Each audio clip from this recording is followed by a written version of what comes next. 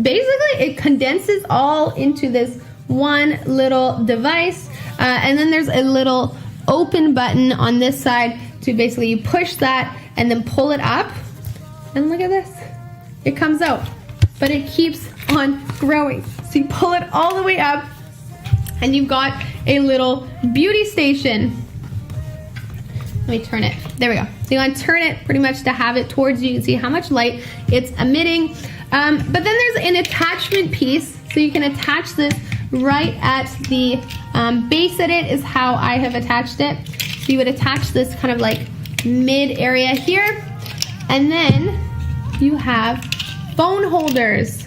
Sorry, let me just show this a little bit. So when you have this attached, you could put a whole iPad in there, or you could basically condense those and put up 2 separate phones. So if you're somebody who's maybe streams on 2 different phones, if you're a streamer, this is an amazing product. Maybe you just want to video chat, have one in there, or hold the iPad up. Any kind of like filming, recording, or if you're just video chatting, that's great. I also use my phone as a mirror a lot of times if I'm like getting ready on the go anywhere. So that's a really great feature of that as well. It does have right at the base different power settings, and as you can see, it's chargeable. So if it's charged, you can just take it, the whole little base, and you'll have lighting on the go. We've got arrows. Let me just bring this over top because I feel like you can see it closer up there. Okay, so this is that attachment piece. Basically, you just screw it into the back of it.